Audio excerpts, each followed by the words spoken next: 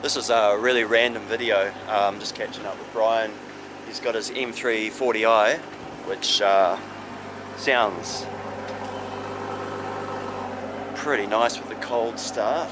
And I've got my 320D, which is stage 1 tuned and XHP transmission tuned, so goes alright. But we're just going to go for a little drive and I don't know, see what happens. My car doesn't feel quite this smooth, Brian. Probably a lot to do with what I've done to it, though. Yeah. Well, if you put it into sport. Oh individual, yeah. Sport. Stiffens everything up. Yeah. Ah, right, yeah. It will. Oh yeah, it's noticeable. Yeah, that's more like my car. It's but I just had it in. I usually leave it in sport individual. Yeah. Which is the engine and transmission. Yeah. And just leave the steering and the suspension in comfort mode. Yeah. Yeah, it tends to be. For daily driving, it's better. Yeah. But this thing is, you stick it in Sport Plus and drop foot, I used to call it scare the shit out of someone, because it really takes off. Right? Yeah. It's faster than the F30 M3. Yeah. Oh, well, these are, renowned as, what's this, the B58? B58. So it's the 285 kilowatts. It's kind of the creme de la creme, really, of the straight sixes. Yeah, isn't it? Yeah. And versatile too. Yeah. With what they can do. You can drive it in grandma mode most of the time, and then just plant foot and. But even for people that want to tune them, apparently they're very tunable. But, the thing goes fast enough. It does everything without tuning. Yeah, it just depends on what you're. And of course, when it's in warranty, you don't want to tune it because if something goes wrong, it's it's on you. They can, the dealers can tell if it's been tuned. They can. Probably more for people that buy one and then set it up to be a race car or a drift car or whatever. People. In some countries, and I don't know, they cost a lot of money. I don't want to take it on racetracks and tune it. Just if you have an accident and it's tuned, it's a problem if they find out. So I've got a funny feeling, I could be wrong actually, that the Red Bull Drift Brothers might be running these in their cars. Quite likely. Yeah. Oh no, because there'd be an S. Oh, S58, yeah, because it's the M. From the M3, yeah. Because they, I think with these as well, came out with a printed, 3D printed head. Oh, yep. So the technology they used enabled them to produce the type of head that they wouldn't have been able to do previously, But this engine's in the new Toyota Supra. Yeah. And also in that Ineos Grenadier, the company that's sponsoring the America's Cup. The Land Rover looking. Yeah, Land Rover looking thing. Yeah, so they've used that. Yeah, that too. So I sort of think that if Toyota, if Toyota thinks the B58 engine's good enough for the Supra, it must be a very reliable engine. Right? Yeah, well, I said that to someone the other day, and they said the Supra is just about a BMW. Yeah, it is. All the iDrive, they use the same iDrive, and they use the same My BMW app, just customised for Toyota, right? It's almost like a Toyota shell on top of it. Yeah. There's not many of them around, but they're a lot cheaper than the Z4 with the same engine in it. But I see 2026 won't have the B58 engine in it, but they'll be racing at Bathurst. Yeah. Just big announcements. Yeah. Supra. So it's changing environment. Economical, right? I think it's done 55,000 k's, and it's on 8.4 litres per 100 k's. A lot of four-cylinder cars won't do that. No. And I don't thrash it all the time. I just drive it normally because that's, you're in traffic and things you really can't do much else. Yeah. But it's extraordinary, really, the technology that's in them and what it enables, the fuel efficiency and the likes. Yeah. I guess it's a lot more economical than my old E46 330i from 20 years ago. Yeah.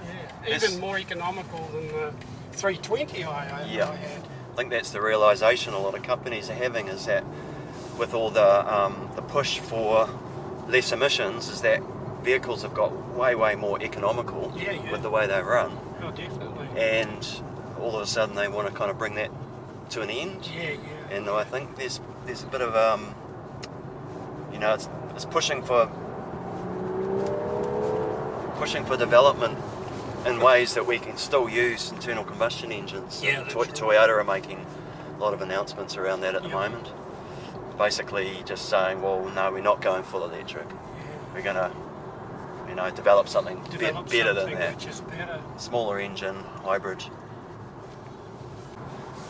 You don't want to be just driving normally and have a constant drone anyway. No, you don't. It's nice when it's there, when you open it up a little bit, and you know.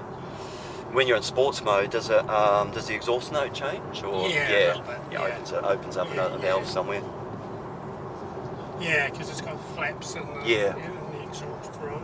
Yeah. And it's got some, usually pops and bubbles a bit at the, on the overrun. Yeah, I heard a little bit of turbo oomph. Yeah. Whatever it's called, I don't know what the actual term is. But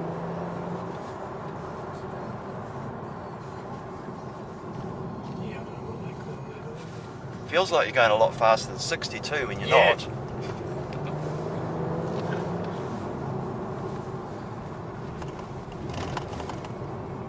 It is a good road, this. Yeah, it gets better too.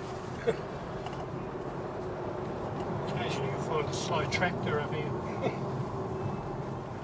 Yeah, that's the only thing. I can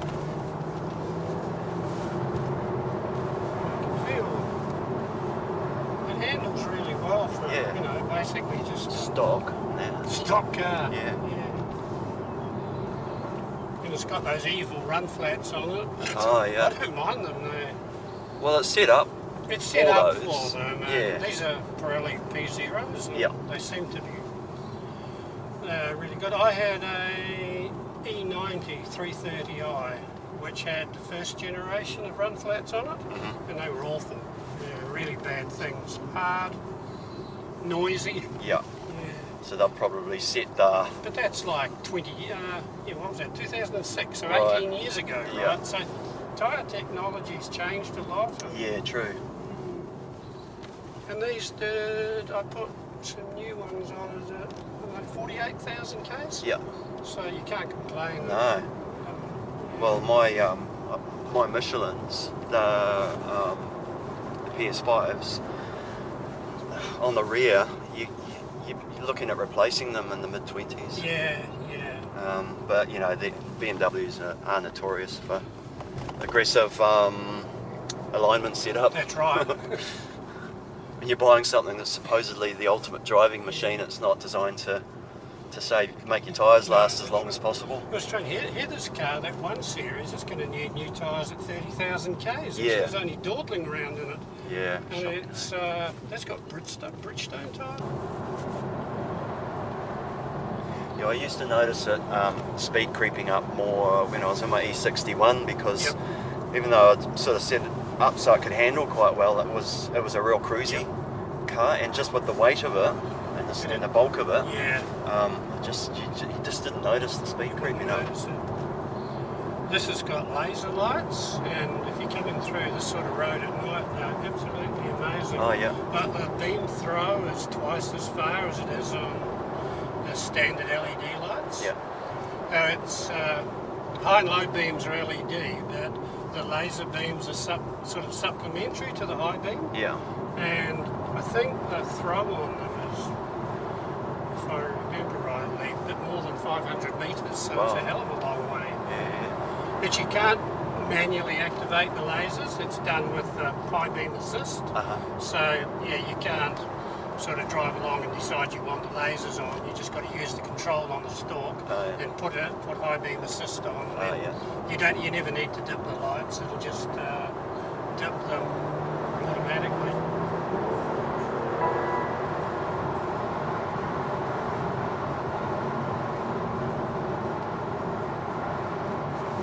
I've got the speed warning set on it, so which is why it was binging. Well, I just had a drive. And